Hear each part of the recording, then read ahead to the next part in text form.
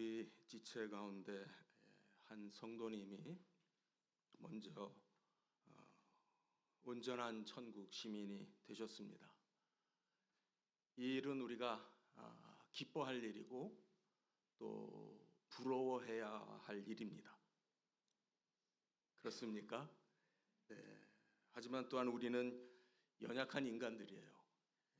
그렇기 때문에 아쉬움과 슬픔 또한 우리 가운데 있는 줄 압니다. 하지만 오늘은 주님의 날입니다. 주의 날, 이 주일은 부활하신 주님을 우리가 기억하고 기념하는, 또 함께 기뻐하는 그런 날입니다. 그래서 우리가 이 예배를 통해서 좀 더 우리의 마음을 주님께로 집중할 수 있으면 좋겠습니다. 네. 오늘 우리가 계속해서 히브리서를 공부하면서 9장의 말씀을 같이 나누려고 합니다. 내용적으로는 9장 전체가 되겠는데요. 어떻게 하면 이 9장의 내용을 우리가 좀 이해할 수 있을까? 또 이 말씀을 통해서 우리가 어떻게 은혜를 받을 수 있을까? 무척 고민을 했습니다. 그래서 11절과 12절의 말씀을 오늘 본문으로 택하면서 한번 이 본문을 이해해 보려고 하려고 합니다. 이 본문은 굉장히 우리에게 성경의 근본적이고 큰 틀을 우리에게 제시를 합니다. 어떻게 생각하면은 어렵고 신학적인 그런 내용이다 이렇게 생각을 할 수 있는데, 특별히 우리가 성경을 처음 읽으시는 분들, 아직 성경을 읽어도 잘 모르겠는 분들, 특별히 이런 분들에게 더더욱 중요한 말씀이 될 것 같습니다. 도대체 성경은 뭘 말하고 있는가? 한번 이렇게 한번 생각을 해보세요. 성경책이 꽤 두껍습니다. 그렇죠? 도대체 성경책은 또 다르게 말하면은 하나님은 이 성경을 통해서 우리에게 뭘 말씀하시는 건가? 이렇게 많고 많은 내용의 두터운 책입니다만은 하나님의 계획은 처음부터 분명하셨어요. 하나님의 계획이라고 하는 이 말을 한 번쯤 우리가 기억을 하면 좋겠습니다. 하나님이 천지를 창조하시고 또 그 가운데 에덴 동산을 창설하셨어요. 아담과 하와를 지으셨습니다. 그런데 하나님의 계획은 그냥 에덴 동산에서 아담과 하와가 그냥 알콩달콩 그냥 재밌게 행복하게만 사는 것이 하나님의 계획이 아니셨어요. 네. 처음부터 하나님은 에덴 동산이 아닌 곳을 계획하셨어요. 네. 우리가 성경을 읽으면서 그 틀을 우리가 잘 간직해야 됩니다. 그래야 성경을 이해할 수 있고 또 성경 말씀이 재밌어집니다. 전에도 제가 한번 말씀드린 적이 있어요.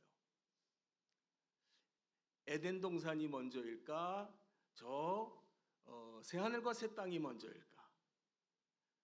새하늘과 새 땅이라는 말은 요한계시록 저 뒤끝에 가야 나타나는 그러한 표현이에요. 그렇죠? 21장, 22장에 가서 우리가 그 모습을 자세하지는 않지만 그래도 거기서 보게 됩니다. 질문이 좀 이상하죠?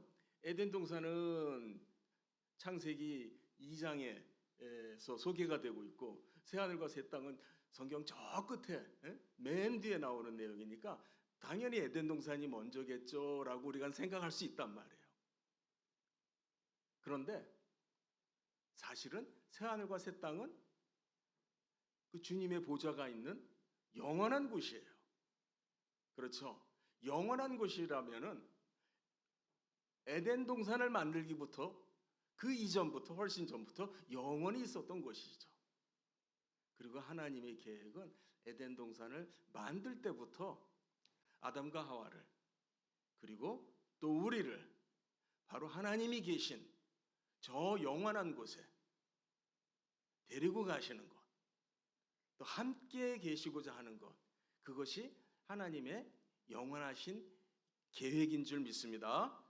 네, 그것이 성경에 있어서 가장 중요한 부분이에요.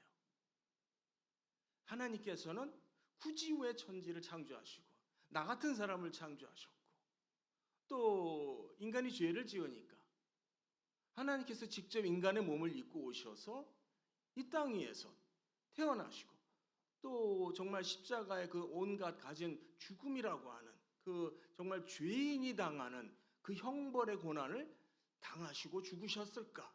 왜 굳이 그렇게 하셔야 되는가? 이 모든 것이 사실 하나님의 계획, 그 하나님의 목적 때문에 그렇습니다. 하나님은 우리를 당신 곁으로 데려가셔서 우리를 하나님의 그 영원함 가운데 참여하게 하시고 그 하나님과 영원히 교통하고 그 복을 나누는 그 행복과 기쁨과 사랑을 나누게 하는 이 목적, 이것이 하나님의 영원하신 계획이셨다는 거예요. 성경은 바로 그것을 우리에게 드러내 보이고 있어요. 여기에서 이제 문제가 우리가 성경을 해서는 안 됩니다. 잘 아니까 우리가 세상을 살면서 입버릇처럼 하는 말 있죠. 뭐래요? 우리 문제는 뭐냐면은 잘해요. 인간이 악한 하나님 앞에 세상에서 범죄한 죄한 거죠. 인간 모두가 모든 사람은 죄인이 된 거예요. 그렇죠? 모든 사람은 죄인이 된 거예요. 그래서 문제가 된 것이 뭐냐면은 죄인이 어떻게 하나님께 나아갈 수 있는가? 죄인이 어떻게 하나님의 품에 안길 수 있는가? 죄인이 어떻게 하나님 계신 저 곳에 갈 수 있는가? 이것이 성경의 가장 중요한 문제, 가장 중심된 것이에요. 죄인인 우리가 어떻게 하나님께 가까이 갈 수 있는가? 그래서 우리가 잘 아는 레위기서 같은 책을 보면은 많은 제사의 제도들이 나오고 있어요. 그렇죠? 우리가 성경을 다독을 하기 위해서 마음을 먹고 읽습니다마는 늘 레위기서를 읽을 때마다 힘들어요. 그렇죠? 레위기서를 읽는다는 것, 또 물론 출애굽기서 그 뒷부분에서부터 그 제사 제도들이 나오고 뭐 그런 내용들 보게 되면은 굉장히 힘들어요. 왜 이렇게 하나님은 어려운 제사 제도를 이렇게 만드셔가지고 우리를 이렇게 힘들게 만드나? 우리는 그렇게 생각할 수가 있어요. 중요한 걸 잊어버리고. 뭐가 중요해요? 우리는 죄인이라는 거예요. 죄인은 하나님께 가까이 가면 어떻게 된다? 죽는다. 그렇죠? 죄인은 그 죄인인 상태로 하나님께 가까이 갈 수 없다라고 하는 거죠. 그래서 레위기서는 어떤 책이냐? 우리에게 하나님께 나아갈 수 있는 길을 보여주시는, 길을 열어주시는, 친절하게 상세하게 그 길을 적어주셨어요. 할렐루야. 네, 그렇다면은 레위기서는 율법이 아니라, 다시 말해서 이렇게 안 하면 안 돼, 꼭 이렇게 해야 돼, 이렇게 안 하면 혼날 거야, 그런 무거운 율법이 아니라 복음이에요. 복음. 할렐루야. 우리에게 살 길을 보여주신 거예요. 하나님께 나아올 수 있는, 하나님께 가까이 갈 수 있는 그 길을 보여주시고 계신다. 오늘 우리가 1절에서부터 대략 한 10절까지의 내용이, 그런 내용이 여기 적혀져 있어요.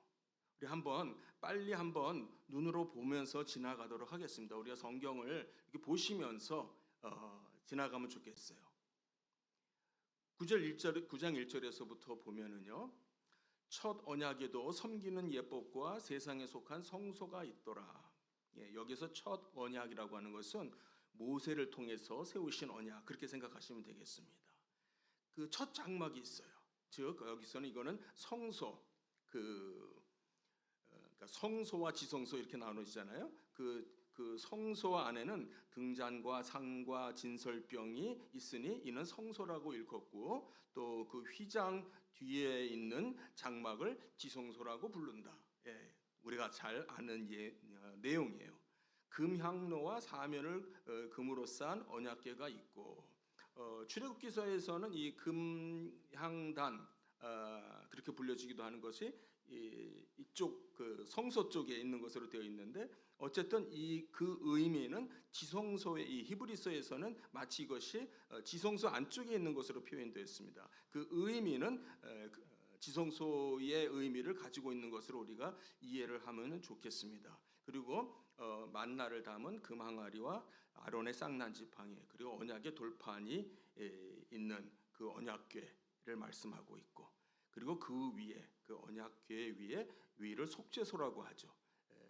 그 속죄소를 덮는 영광의 그룹들이 있습니다. 날개를 펴서 전사들이 그 위에 펼쳐 있고 하는 그런 내용이 있습니다. 그런데 여기 뭐라고 되어 있냐면은 끝에 이것들에 관하여는 이제 낱낱이 말할 수 없노라 이런 표현이 있어요. 더 이상 이것들에 대해서는 자세하게 이야기하지 않겠다 이렇게 간략하게 말을 여기서 끊는 거예요.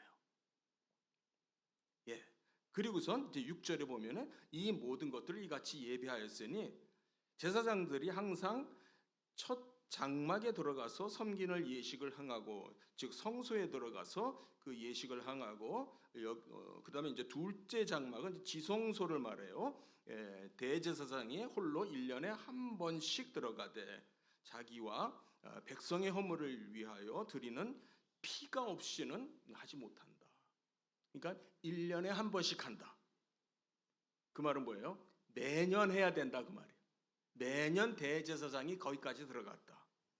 이 일에 대해서 이제 성령이 이로써 보이신 것은 첫 장막이 서 있을 동안에는 8절에서 말하는 첫 장막은 성소를 말하는 걸로 이해하기보다는 그 성막 자체 전체를 가리키는 말로 이해하는 것이 좋을 것 같아요. 왜냐하면 그것이 9절에서 말과 연결이 되거든요. 그래서 그 첫 번째 그 장막이 서 있는 동안에는 성소에 들어가는 길이 아직 나타나지 아니하였다. 다 보여지지 아니하였다. 그래서 이 장막은 이 성막이라고 하는 이 장막은 현재까지 지금까지 일종의 비유와 같은 하나의 상징과 같은 그런 것이다. 그래서 이에 따라 드리는 예물과 제사는 섬기는 자를 그 양심상 온전하게 할 수 없나니 이런 것은 먹고 마시는 것과 여러 가지 씻는 것과 함께 육체의 예법일 뿐이며 개혁할 때까지 맡겨둔 것이라. 어려운 말이 나와요. 즉 다시 새롭게 더 높은 목적을 위해서 다시 이것이 완전해질 때까지는 그렇게 잠정적으로 있는 것이다. 이런 의미를 말하고 있습니다. 오늘 우리가 본 본문의 말씀이 11절과 12절의 말씀입니다. 그렇다면은 구약의 종교에 있어서 제가 이제 구약의 종교 이런 표현을 합니다. 또는 다르게 말하면 모세의 종교. 이것은 제가 의도적으로 신약의 종교, 그리스도를 통해서 우리에게 주신 그 길과 대비해서 제가 이렇게 표현을 합니다. 여기에서 중요한 것이 뭐냐면은 어떻게 해야 우리의 죄 문제가 해결이 나고 우리의 죄 문제를 해결을 하고 우리가 하나님께 나아갈 수 있느냐 이 문제예요. 그러니까 여러분들이 구약 성경을 읽을 때마다 특별히 율법이라고 하는 말을 들을 때마다 또 여러 가지 제사와 희생에 관한 내용을 들을 때마다 결국 이 모든 문제는 무엇 때문이냐? 우리의 죄 문제를 어떻게 해결하느냐의 문제예요. 참 우리는 저 자신부터 죄인이다 보니까 또 우리 안에는 분명히 죄성이 지금도 우리 안에 있고 이 죄성이 언제든지 나를 이기려고 잡아먹으려고 하고 있기 때문에 우리는 많은 경우에 이 문제에 대해서 내가 죄인이구나, 내가 죄 용서함을 받아야 되는구나 라고 하는 이 중요한 사실조차도 무덤덤해지는 것 같아요. 무덤덤해지고 때로는 뭐 당연한 것 같기도 하고요. 그러나 하나님 입장에서는 이게 너무나도 큰 일이에요. 너무나도 중요한 사건이에요. 우리의 죄의 문제를 해결하시기 위해서 구약 시절에 있었던 그 종교를 통해서, 그 예식을 통해서, 그것은 고작 이 땅의 것이고 손으로 만든, 손으로 지은 것의 것이고, 그런 것들을 통해서 우리에게 반복적으로 그 일의 중요성을 보여주셨어요. 알려주셨어요. 적어도 1년에 한 번 대제사장이 정말 어떻게 보면 별로 들어가고 싶지 않는 왜요? 자칫 내 죄조차도 대제사장인 나도 죄인이기 때문에 내 죄의 문제를 해결받지 못한 가운데 죄인으로서 저 안에 들어갔다가 그 자리에서 죽을 수 있거든요. 별로 그렇게 달갑지 않은 일일 수도 있어요. 그러한 제사의 예식을 이스라엘 백성들은 적어도 1년에 한 번 대속죄일에 그런 예식을 해마다 해 내려오고 있어요. 무엇 때문에?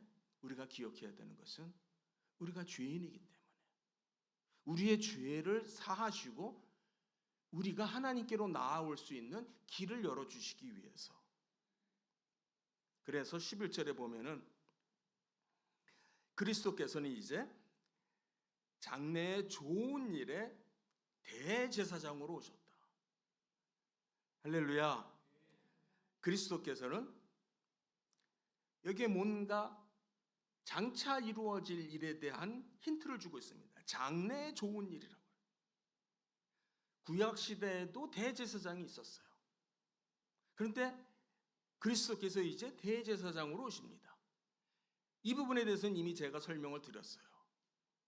그리스도가 대제사장으로 오시는 것은 아론의 후손들처럼, 그렇죠? 레위 지파에 있었던 그 대제사장처럼 오는 것이 아니라 누굴 따라서? 누구처럼?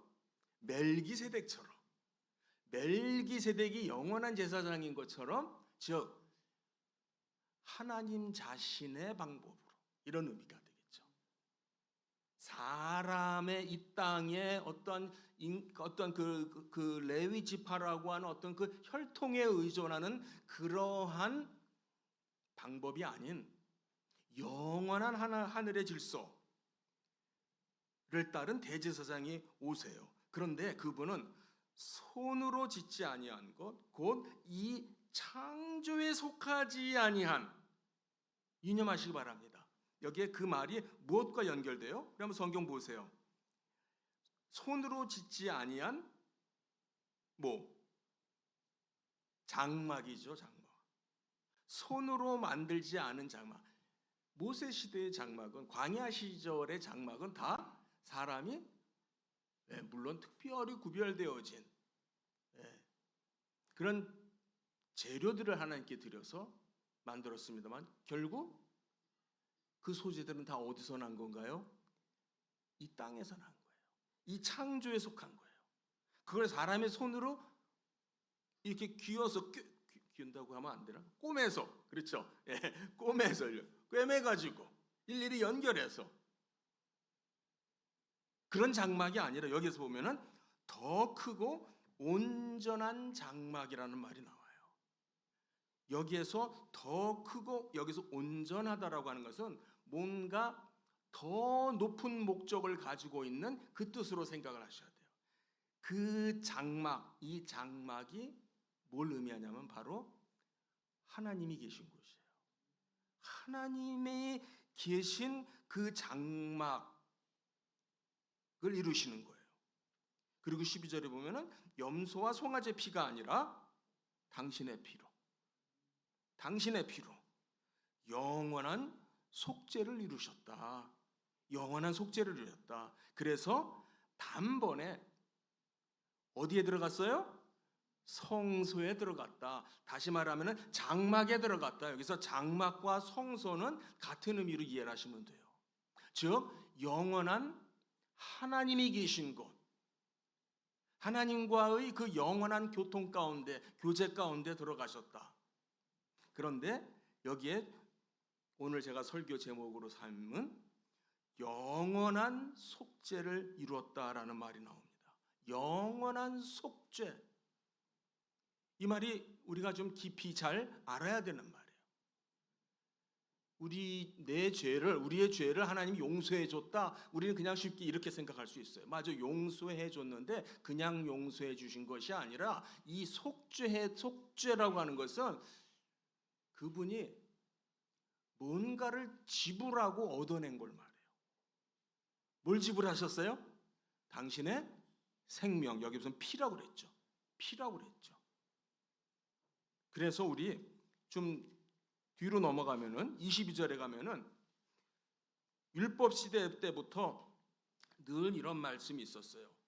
또 율법이 정하는 그 제사의 의미가 뭐냐? 피 흘림이 없이는 사함이 없다. 같이 해볼까요?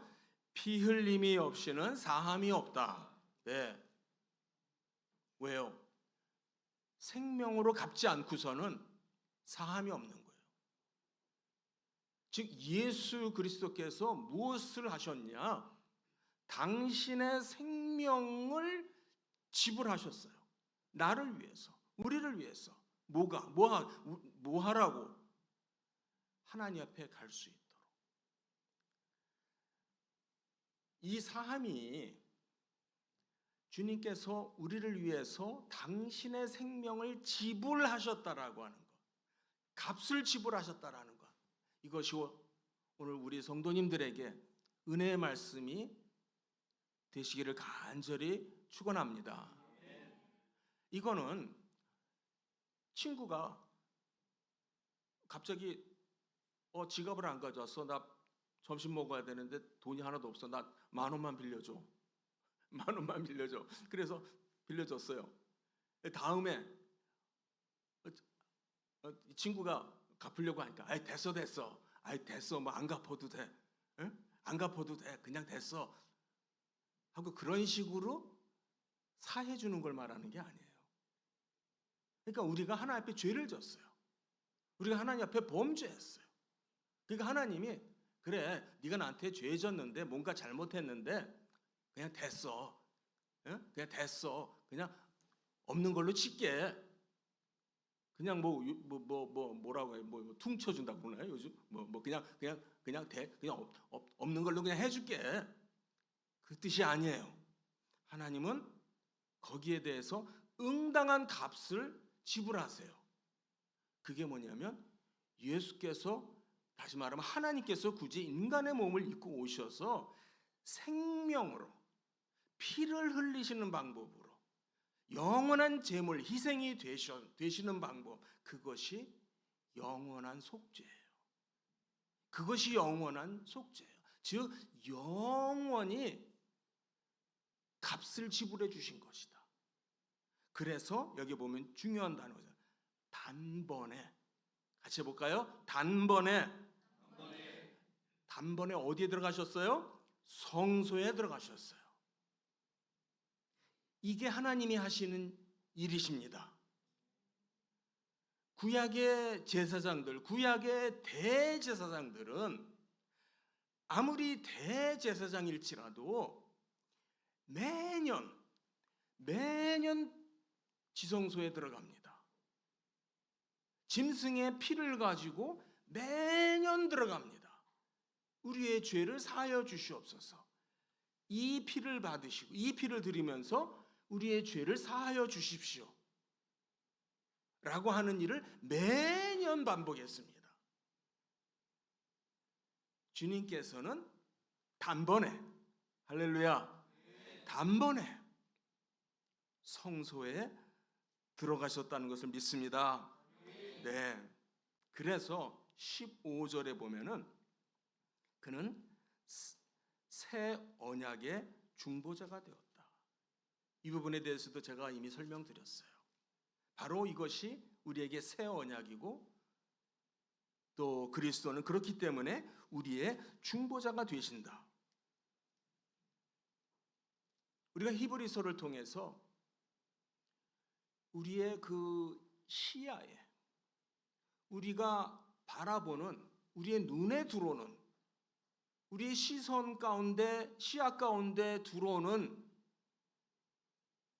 것들이 있어요. 우리가 눈을 이렇게 통해서 이렇게 바라보면은 앞에 있는 건 잘 보이고 옆에 있는 걸 언저리에 있는 것들은 뭐 대충 보이고 그렇죠. 예. 여기에서 이 히브리서가 우리가 놓치지 말고 봐야 될 것으로 말하고 있는 것이 바로 이 성소예요. 장막이에요. 그것은 바로 주님께서 들어가신 곳이고 하나님이 계신 곳이에요. 23장 23절 24절 거길 보면은요.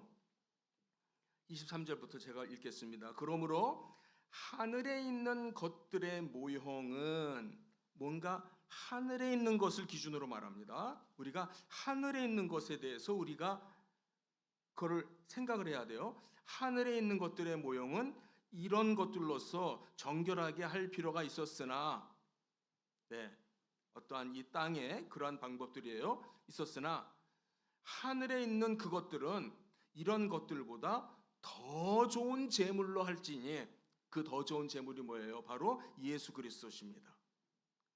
24절 그리스도께서는 참 것의 그림자인 손으로 만든 성소에 들어가지 아니하고 저 하늘에 있는 것이 참된 것입니다. 저 하늘에 있는 것이 참된 것인데 그것의 그림자가 이 땅 위에 있는 장막 성소라고 얘기합니다. 거기에 들어가지 아니하시고 바로 그 하늘에 들어가사 이제 우리를 위하여 하나님 앞에서 나타나고 계시다. 바로 이것이 우리가 가는 길입니다. 할렐루야. 이게 우리 모든 성도가 예외 없이 가는 길이고 반드시 가야 할 길입니다. 왜요? 바로 그것이 성소이고 장막이고 영원한 곳이에요. 같은 내용에 대해서 사도 바울은 고린도전서 15장에서 이렇게 말씀하고 있어요. 15장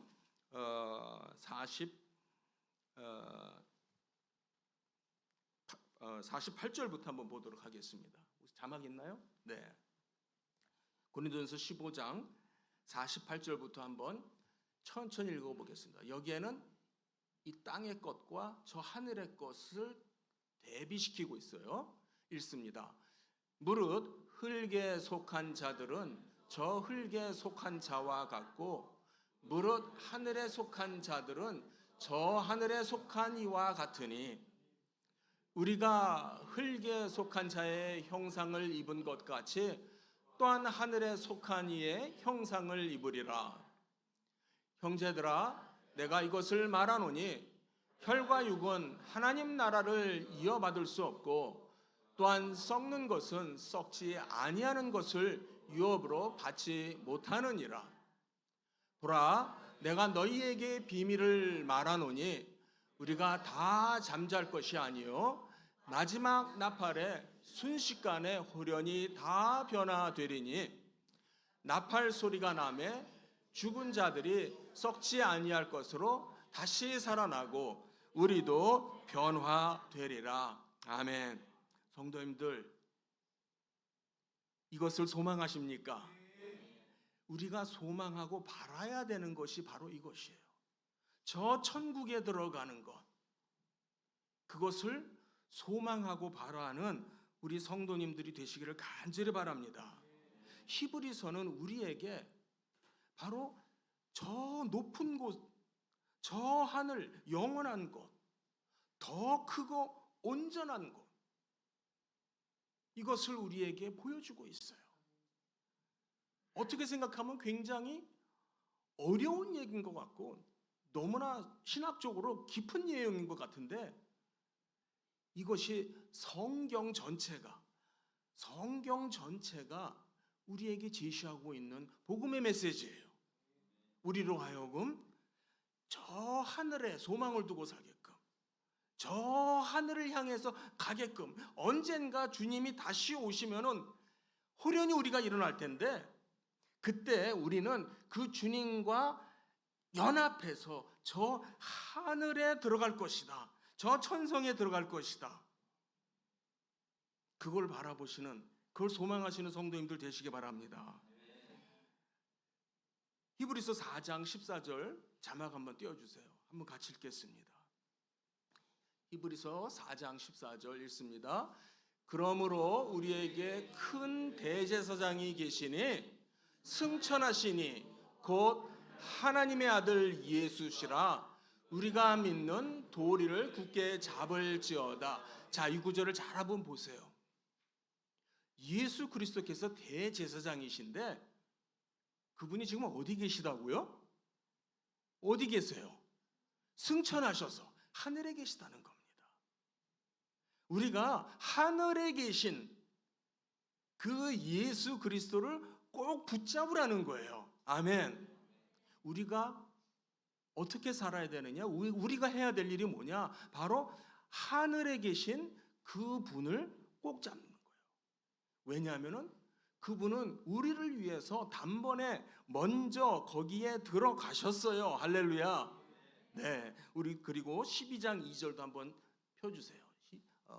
12장 2절 한번 같이 읽습니다. 믿음의 주요 또 온전하게 하시는 이인 예수를 바라보자. 그는 그 앞에 있는 기쁨을 위하여 십자가를 참으사 부끄러움을 개의치 아니하시더니 하나님 보좌 우편에 앉으셨느니라. 지금 어디 계세요? 하나님 보좌 우편에 계십니다. 할렐루야.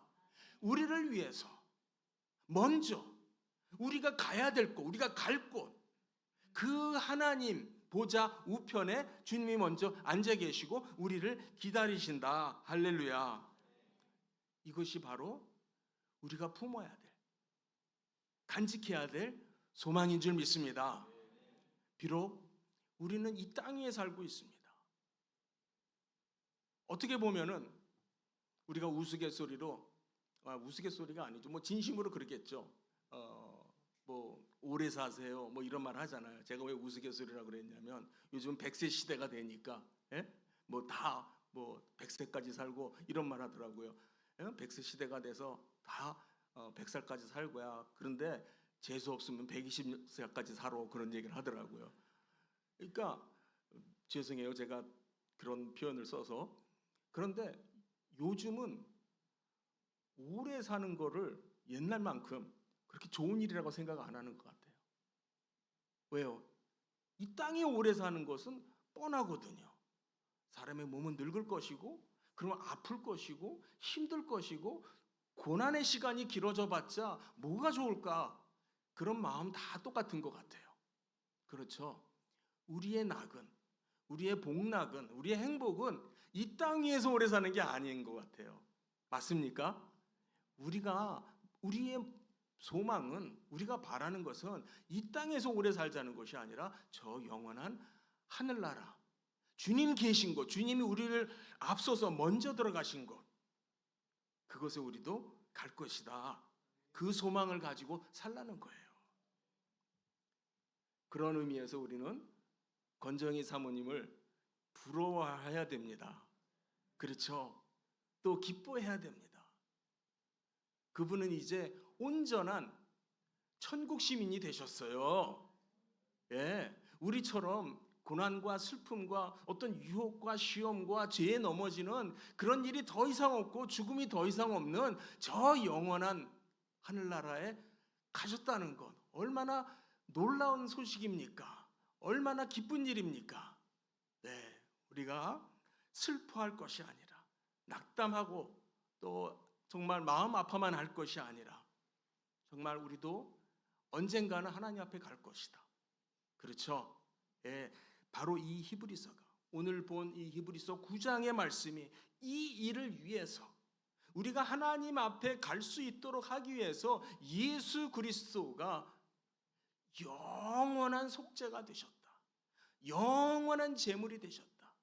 이 빚을 당신의 생명으로 갚아주셨다. 할렐루야. 이 말씀이 우리 성도님들에게 위로가 되시기를 간절히 축원합니다.